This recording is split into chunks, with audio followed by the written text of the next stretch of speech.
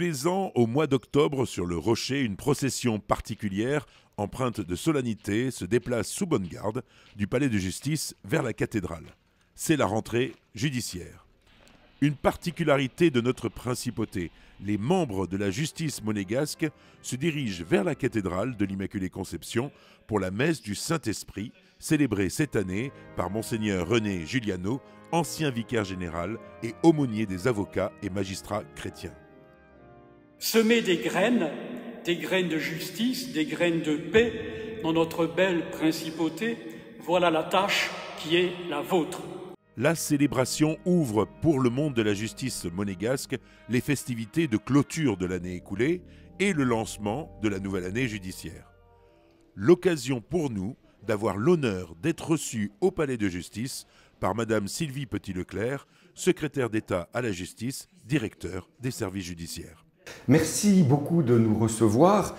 Monaco est un État catholique. On a vu là tout récemment avec la rentrée des tribunaux, tous les magistrats se dirigeaient vers la cathédrale pour une messe solennelle. Est-ce que ça veut dire que tous les magistrats qui travaillent en principauté doivent être catholiques, baptisés et doivent faire leur Pâques et être pratiquants? Alors bien évidemment non. Vous savez qu'en plus nous avons des magistrats français et qu'en France on ne demande pas bien évidemment la religion même des détenus, donc on ne demande pas non plus aux magistrats de donner, d'indiquer s'ils sont baptisés ou pas baptisés. Et chaque magistrat en revanche doit savoir qu'en réalité selon le rite prévu par le code d'organisation judiciaire, le jour de la rentrée solennelle, l'audience est précédée d'une messe. Et ce que chaque magistrat français doit bien évidemment intégrer, puisqu'il doit savoir que Monaco est un État catholique. Alors justement, donc Monaco est un État catholique, c'est l'article 9 de la Constitution. Est-ce que ça veut dire qu'il y a une spécificité du droit monégasque par rapport à cette catholicité de l'État? Alors il est bien évident que la législation tient compte de ce que l'État est un État catholique, et j'en veux pour preuve la loi sur l'avortement, qui n'est pas aussi complète évidemment que celle que nous connaissons en France, et l'absence de dispositions concernant par exemple le mariage de personnes du même sexe.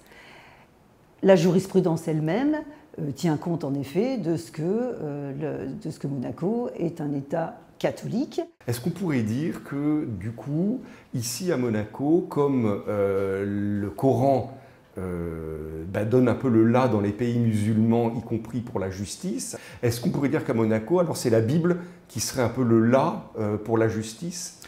Alors pas totalement, puisque le tribunal de première instance a rendu des décisions qui précisément ne tiennent pas nécessairement compte des normes qui sont prévues par l'Église catholique, et ce qui prouve que mes collègues se trouvent complètement indépendants, estiment être totalement indépendants par rapport aux préceptes de l'Église catholique. Donc je pense que c'est aussi extrêmement important, et chacun doit savoir qu'en effet la justice est indépendante à tous égards. Ceci étant, le parquet a interjeté appel d'une décision, puisque le parquet, qui représente la société, bien évidemment, doit faire vérifier par les instances supérieures, c'est-à-dire la Cour d'appel et éventuellement la Cour de révision plus tard, si en effet un État catholique peut accepter que certaines situations qui sont davantage propres à ce qui se passe dans des États laïques puissent être transposées à Monaco. Vous rendez ici la justice au nom du prince. Est-ce que ça veut dire que la justice finalement ne serait pas indépendante, qu'elle serait soumise au gouvernement princier? Alors tout d'abord, le principe de séparation des pouvoirs est respecté à Monaco. Il figure dans la constitution monégasque, à telle enseigne que le secrétaire d'État à la justice, directeur des services judiciaires, ne fait pas partie du gouvernement. Ce qui est votre cas. Ce qui est mon cas. Et en effet, nous rendons la justice au nom, mes collègues juges rendent la justice au nom du prince, mais bien évidemment, la justice est totalement indépendante. Et pour avoir été moi-même, durant 4 années, procureur général à Monaco, je puis vous assurer qu'elle est totalement indépendante. Merci beaucoup.